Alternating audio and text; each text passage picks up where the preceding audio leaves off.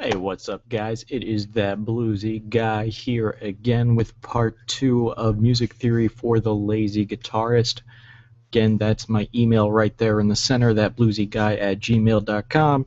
And a couple people asked me if I would put my QR code for some Bitcoin tips down in the corner. So who am I to disagree with that idea, right? Today we are going to talk about creating minor scales from thin air, and then we're going to look at creating chords based on our major and minor scales. If you haven't seen part 1 yet, go check that out. It'll be a big help to you here, as it'll explain the concept of whole steps and half steps and the major scale pattern, which will become important as we get to creating chords from scales. So, the minor scale is made up of a pattern of whole steps and half steps, just like the major scale is, and every minor scale follows the exact same pattern, just like the major scale does. The pattern for minor scales is whole step, half step, whole step, half step, whole step, whole step. Kind of a pain to read. Whole, half, half, whole. Yes, you do have to memorize it. Just say it to yourself a couple times. It's not that hard. Whole, half, half, whole, half, half, whole. Whole half, half,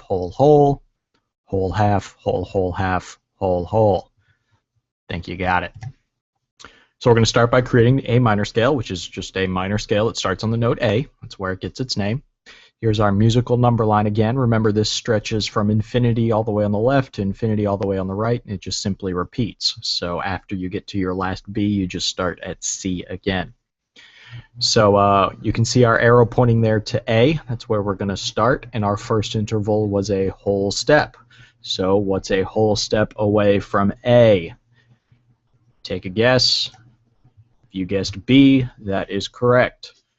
Our next interval is a half step. Keep in mind there's nothing between B and C and E and F. Take a look at part 1 for a little better explanation of that if you don't know what I'm talking about.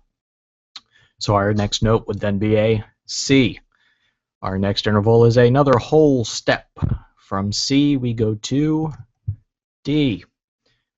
Another whole step up to E, a half step up to, again, there's no such thing as an E sharp or an F flat, so we go right to F.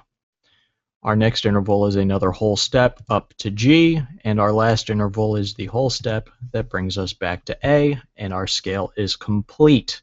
Works just exactly the same as creating a major scale, you just use a slightly different pattern.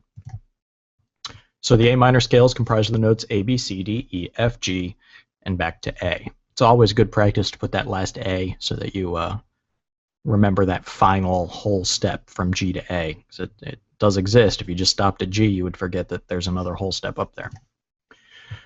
So we're just going to do that one for right now because we already did basically the exact same thing in the major scales. So if you really want to try out writing C sharp minor on a scrap sheet of paper. Pause it right about here. And we'll keep going. So now we're going to talk about creating chords. What is a chord? A chord is simply 3, but often more, notes of a scale played at the same time that sounds pleasing to the ear, or sometimes sounds terrible to the ear. A little note, 2 notes at the same time is technically not a chord, but we're lazy guitarists who really cares. A power chord's a power chord, deal with it. The most elementary basic chord is the major chord, which is derived from 3 notes of the major scale. Now, all chords, no matter major, minor, or what, are derived pretty much the exact same way. So here's our C major scale, and I've numbered the notes. C is 1, D is 2, 3 is E, yada, yada, yada. What we do to create a C major chord is take every other note up to the 5th. So you take the first note, the 3rd note, and the 5th note, and you got a major chord, C, E, and G. It's really that simple, every other note. You'll see that a lot in creating chords. It's really just about every other note. So it works the exact same in A minor. There's our A minor numbered, A, C, E. The 1, the 3, and the 5 creates your minor chord. So what about major 7th chords and 9th chords and those 11ths and 13ths that all the jazz cats use? I mean, that doesn't make any sense, right? Well, maybe now you've guessed that all you do to create a major 7th chord is add the 7th note of the major scale, which in this case is the B over here on the right. Uh, it's that simple. What about ninth chords? Okay, this one gets a little bit strange because our scale is only 8 notes, right? A, C, D, E, F, G, A, B, C. But like I said before, the musical number line goes in infinity to the left and infinity to the right, so it just loops over. So what if you just renumbered it? So like in this case, we have C as 1 and also C as 8. So what would 9 be? Well, 9 would be D. D is both the second and the ninth note. Now, we would use an octave above our first D. Our lower D would be number 2, and an octave above that would be our 9. So basically it would look like this on the other side of the number line. C, D, E, F, G, A, B, and we would add that ninth, that D.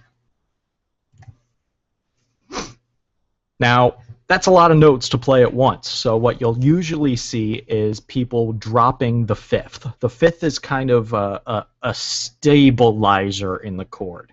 If you leave it out, you don't honestly miss a whole lot. Now, sometimes it sounds better with it, and sometimes it sounds better without it. But when you're getting into major ninths, 11ths, it's very common to drop the 5 just so that the fingering on the chord becomes easier because we've only got 4 fingers. So you could also think of it like that: 1, 9, 3, 4, 5, 6, 7, 8. Because again, the musical number line goes in infinity in both directions. So that's really it. We can now create major and minor chords. We can create major 7th chords, minor 7th chords, major 9ths, minor 11ths, major 13ths. It all works the exact same way. Pretty quick, pretty easy little lesson.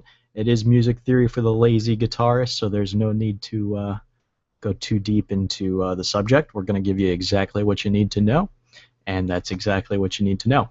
Again, my name is ThatBluesyGuy. You can hit me up at thatbluesyguy@gmail.com if you have any questions, comments, concerns, complaints. You want to schedule a private lesson. As always, I work cheap. A little Bitcoin QR code down there in the corner. If you're a Bitcoiner like I am, throw me a couple pennies. It'll make my ego feel like $1,000,000. And as always, comment on the YouTube. If you have any questions, please subscribe. I'll be doing a couple more videos. And check us out on reddit.com/r/guitar. Great little community. We'll be happy to help you out with any questions. Have a good one.